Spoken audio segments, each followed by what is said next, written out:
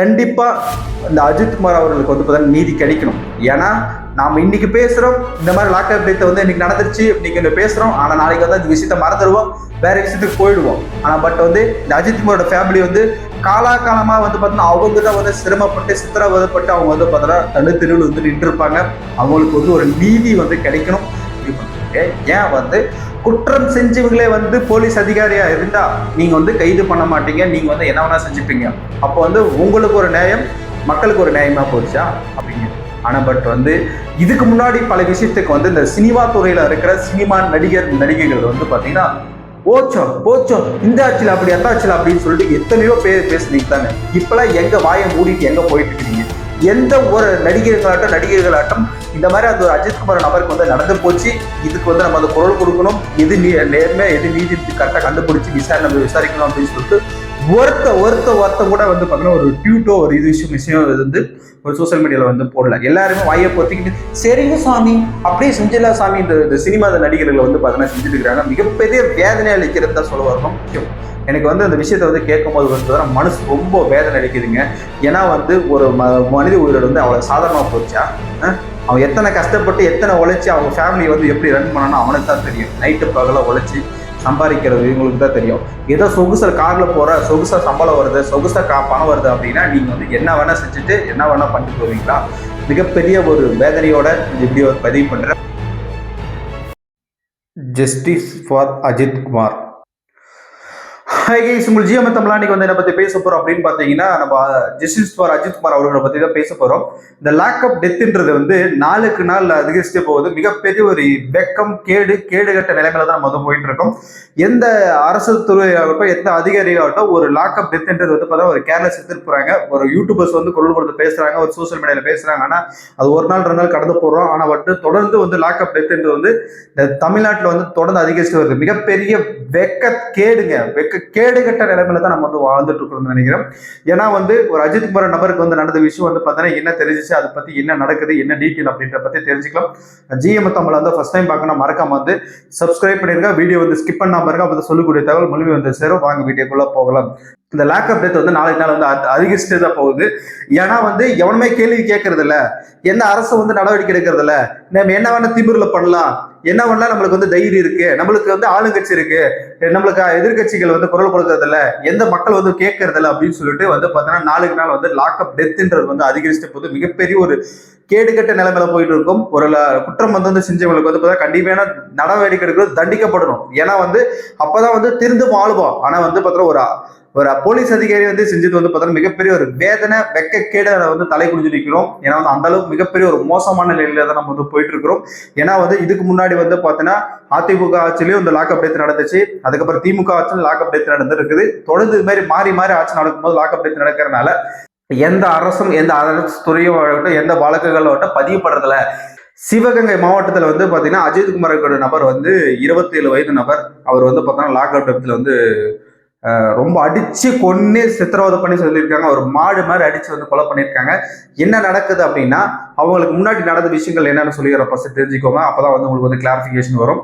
ஏன்னா வந்து இவர் வந்து ஒரு அறநிலையத்துறை கீழே வேலை செய்யற ஒரு கோவில் நிர்வாகத்துல வந்து பார்த்தீங்கன்னா காவலாளியா பணியாற்றி இருக்காரு. அவர் பணியாற்றும் போது என்ன நடக்குது அப்படின்னு பார்த்தீங்கன்னா சிவகாமி அம்மையார் அவர் வந்து பார்த்தீங்கன்னா ஒரு ஊனமுற்றவர், அவரோட மகளோட சேர்த்து வந்து கோயிலுக்கு வராங்க. வர வழியில வந்து பார்த்தோன்னா உள்ள அலோவ் பண்ண முடியாது காரோட. அதனால என்ன சொல்றாங்க, காரில் பார்க்கிங் பண்ணிட்டு நீங்க வந்து கோயிலுக்கு போகணும்னு சொல்றாங்க. பார்க்கிங் பண்ணும்போது எங்களுக்கு வந்து தள்ளு வண்டி வேணும் அப்படின்னு வந்து கேட்குறாங்க. அது இந்த மிதிவண்டி கேட்குறாங்க. அதுக்கும் வந்து பார்த்தோன்னா இந்த செக்யூரிட்டி அஜித்குமார் சொல்லக்கூடிய நபர் வந்து பார்த்தீங்கன்னா உதவி பண்றாரு. உதவி பண்ணிட்டு அதுக்கப்புறம் என்ன பண்றாங்க, கார் வந்து பார்க்கிங் பண்ணணும் அப்படின்னு சொல்லிட்டு இந்த செக்யூரிட்டி வந்து சொல்றாங்க. அதுக்கு என்ன பண்றாங்கன்னா சிவகாமி அவங்களும் அவரோட இலக்கியன்ற மகளும் வந்து பார்த்தீங்கன்னா அதுக்கு வந்து சாவியை கொடுக்குறாங்க. சாவி கொடுத்ததுக்கு அப்புறம் கார் பார்க் பண்ணிட்டு வந்து சாவி வந்து ஹேண்ட் ஓவர் பண்றாரு. யார், அஜித்குமார் நபர். இவர் அஜித்குமார் நபருக்கு வந்து பார்த்தீங்கன்னா வண்டி ஓட்டுறதுக்கு தெரியாது. அந்த அளவுக்கு தெரியாதனால என்ன பண்றாருன்னா கூட இருக்கிற நபர்களை கூப்பிட்டு வண்டி வந்து பார்க் பண்ண சொல்றாரு. பார்க் பண்ணி அந்த கீயை வந்து கொடுத்துறாங்க. இந்த அம்மாவும் வந்து பார்த்தீங்கன்னா கோயில்ல வந்து பூஜை பண்ணிட்டு முடிச்சுட்டு ரிட்டர்ன் போறாங்க. ரிட்டர்ன் போயிட்டு பாதி வழியில போயிட்டு இருக்காங்க. போற வழியில எங்கிட்ட இருந்தது 9.5 சவரன் நகை வந்து காணோம் அப்படின்னு சொல்லிட்டு அந்த அம்மா சிவகாமி அம்மா வந்து சொல்றாங்க. இதுக்கு வந்து பார்த்தீங்கன்னா நம்ம வந்து எங்க வந்து தொலைச்சோம் அப்படின்னு யோசிக்கிறாங்க. யோசிச்சுட்டு ஒருவேளை வந்து நம்ம கீ வந்து இங்க தான் கொடுத்தோம், ஒருவேளை இந்த செக்யூரிட்டி அஜித்குமார் தான் எடுத்திருப்பா அப்படின்னு சொல்லிட்டு மறுபடியும் வந்து இந்த அஜித்குமார் அவர்கிட்ட வந்து கேட்குறாங்க. கேட்கும் போது, அம்மா நான் எதுவுமே பண்ணல, எனக்கு தெரியாது, இன்னும் உங்க நகையர் பார்க்கல, எதுவும் பார்க்கல, நீங்க வண்டி சாவி கொடுத்து நான் பார்க் பண்ணிட்டு மறுபடியும் கீழே கொடுத்துட்டேன் அந்த நபர் சொல்றாங்க. இது ஏற்காத நபர்கள் வந்து என்ன பண்றாங்கன்னா அடுத்தது வந்து என்ன பண்றாங்க, அந்த இடத்துல வந்து பேச்சுவார்த்தை அதிகரிக்குது. அதுக்கப்புறம் என்ன பண்றாங்க, கோவில் நிர்வாகம் வந்து வருது. கோவில் நிர்வாகத்திட்ட வந்து திரும்ப அவங்க வந்து பேசுறாங்க, என்ன நடந்துச்சு என்ன டீட்டெயில் வந்து பேசுறாங்க. டீட்டெயில் வந்து பேசும்போது இந்த மாதிரி நடந்துச்சுன்னு சொல்றாங்க. மறுபடியும் கோவில் நிர்வாகமே வந்து பார்த்தீங்கன்னா அஜித்குமார் அடிச்சு கேட்குது, இந்த மாதிரி எடுத்தேன் சார் கேட்டு, நான் இல்லை சார் நான் எடுக்கல, எனக்கு தேவையில்லாத பொருள் அப்படின்னு சொல்லிட்டு அவர் சொல்றாங்க. ஒரு ஏழ்மையான குடும்பம் இருக்கனால அவங்க வந்து அடிச்சு துன்புறுத்துறாங்க. எங்க கோவில் நிர்வாகம் துன்புறுத்துது. அதுக்கப்புறம் என்ன பண்றாங்கன்னா, உனக்கு வந்து இது விட்டா சரிப்பட்டு வராது, நான் போலீஸ் ஸ்டேஷன்ல கம்ப்ளைண்ட் கொடுக்குறேன்னு சொல்லிட்டு போலீஸ் ஸ்டேஷன் வந்து கம்ப்ளைண்ட் கொடுக்குறாங்க. கம்ப்ளைண்ட் எடுத்துக்கிட்ட போலீஸ் ஸ்டேஷன்ல வந்து என்ன பண்றாங்க அப்படின்னு பாத்தீங்கன்னா, அஜித்குமாரை வந்து விசாரிக்கிறாங்க. விசாரித்து கிட்டத்தட்ட ஒரு 5 பேர்த்த வந்து விசாரிக்கிறாங்க. விசாரிக்கிற கூட்டு போயிட்டு கிட்டத்தட்ட வந்து மாடு அடிக்கிற மாதிரி அடிச்சிருக்காங்க. எங்க தோடுதோ அந்த இடத்துல எல்லாம் பயங்கரமா அடிச்சிருக்காங்க, முட்டி போட்டு அடிச்சிருக்காங்க, இரும்பு ராடர் அடிச்சிருக்காங்க, என்ன பண்ணலாமோ அந்த அளவுக்கு மற்ற மிகப்பெரிய கொடூரமான துயரமான விஷயத்தை வந்து செஞ்சிருக்காங்க. செஞ்சு அதுக்கப்புறம் என்ன பண்ணிருக்காங்கன்னா, அவன் தம்பியை கூட்டு வந்து தம்பியவும் அடிச்சு, அப்ப உண்மையை சொல்லு சொல்லு, நீ எடுத்திருக்க, நீட்டா எடுத்திருக்க அப்படின்னு சொல்லியிருக்காங்க. கேட்டு கொடுமைப்படுத்த மிகப்பெரிய பாதிப்பு ஏற்பட்ட அந்த நபர் வந்து பார்த்தீங்கன்னா எவ்வளவு அடி தாங்க முடியும்? ஒரு சாதாரண மனுஷன் 1 அடி தாங்கலாம், 2 அடி தாங்கலாம், நீ வந்து கிட்டத்தட்ட வந்து 18 மணி நேரத்துக்கு மேல வந்து வச்சு அடிச்சிருக்காங்க. வச்சு அடிச்சதுனால வந்து பார்த்தீங்கன்னா மிகப்பெரிய பாதிப்பு ஏற்பட்டு வலி ஏற்பட்டான். அதுக்கப்புறம் என்ன சொல்லிக்கிறாங்கன்னா, இதுக்கு மேல இருந்தால் நம்மளால வந்து வலி தாங்க முடியாது, அதனால வந்து ஏதோ ஒரு பொய்ய சொல்லிட்டு அவங்க சொல்ற விஷயத்த வந்து ஒத்துக்கலாம், ஒத்துட்டாச்சும் நம்மளை விட்டுருவாங்க அப்படின்னு சொல்லிட்டு போயிருக்கிற ஒத்து வச்சிருக்காங்க. ஒத்துக்கினதுக்கு அப்புறம் அங்க இருக்குன்னு சொல்லிட்டு ஒரு இடத்துல இருக்குன்னு சொல்லிட்டு கூட்டு போறாங்க. அந்த இடத்துல பார்த்தோன்னா அந்த இடத்துல இல்லை. அந்த இடத்துல இல்லைன்னு சொல்லிட்டு போலீஸ் வந்து பார்த்தீங்கன்னா அந்த இடத்துல தான் வந்து போலீஸ்க்கு வந்து பார்த்தீங்கன்னா மிகப்பெரிய ஒரு தைரியம் வந்து வருது. அந்த இடத்துல தான் இன்னும் சாத்த அடிக்கிறாங்க. அடிச்சு ரொம்ப சித்திரவதை பண்ணியிருக்காங்க. அந்த தம்பி அந்த அம்மா எல்லாம் கதரை பார்க்கும்போது ரொம்ப மனசு வந்து ரொம்ப வேதனையா இருக்குங்க. இவ்வளவு வெக்க கேடான விஷயத்த வந்து நம்ம தமிழ்நாட்டில் வந்து நடந்திருக்கா அப்படின்ற மாதிரி தோணுது. அதுக்கப்புறம் அந்த இடத்துல ரொம்ப அடிச்சிருக்காங்க, துன்படுத்திருக்காங்க. விசாரிக்க வேண்டிய விதத்தில் விசாரிச்சுட்டு அதுக்கப்புறம் என்னென்ன இது இருக்கு அவன் மேல வந்து பார்த்தோன்னா ஃபேவரா இருக்கோ அதெல்லாம் எட்டு போயிட்டு நீதிமன்றத்தில் கொடுத்து அரெஸ்ட் பண்ணி அவங்கள வந்து கைது பண்ணி அவன் தப்பே பண்ணியிருந்தாலும் அவனை வந்து தண்டிக்கிறது நீதிமன்றத்தோட வேலை. இதை வந்து பார்த்தோன்னா தானே நான் தான் வந்து விசாரிக்கிறேன், எனக்கு விசாரிக்கிற விதத்தில் விசாரிச்சா இவன் என்ன இதுதான் சொல்லுவான் அப்படின்னு சொல்லிட்டு போலீஸ் எடுத்த நடவடிக்கையில மிகப்பெரிய ஒரு மோசமான நிலை வந்து வந்திருக்கு. இதனால வந்து பார்த்தோன்னா அந்த நபர் வந்து உயிரிழந்திருக்கிறோம். உங்க பெற்றோர்கள்லாம் அவங்க உறவினர்கள்லாம் அந்த பேட்டியில் வந்து நம்ம பார்க்கும்போது பார்த்தோன்னா மிகப்பெரிய மனச வேதனை வெந்து நூடுல்ஸ் ஆகுதுங்க. என்னன்னா அவங்க சொல்றாங்க, அந்த நபருக்கு வந்து பார்த்தீங்கன்னா மிளகாப்பொடி கரைச்சி ஊற்றி வாயில குடுக்க வச்சிருக்கிறாங்க. அதுக்கப்புறம் இரும்பு ராடால் அடிச்சிருக்காங்க. பைபர் பிளாஸ்டிக் பைப் இருக்கு இல்லையா, தண்ணி அந்த பைப்பு போடுறாங்க வயலுக்கெல்லாம் போடுவாங்க, அந்த பைப்பை எடுத்து அடிச்சு ரொம்ப சித்திரவதை பண்ணிருக்காங்க. உடைஞ்சு போற அளவுக்கு வந்து பார்த்தா அந்த பைபர் போட்டிருக்காங்கன்னு சொல்லிட்டு பெரிய பெரிய சேனல்லே வந்து வீடியோ எடுத்து அதை போட்டிருக்காங்க. அந்த அளவுக்கு மிகப்பெரிய கொடூரம். இந்த ஜெய்பீம் படம் பார்த்துருப்பீங்களா, இந்த ஜெய்பீம் படம் பார்த்தா ரியலா எப்படி பார்த்தா எப்படி இருக்கும், அது வந்து சினிமாக்காக எடுத்தது.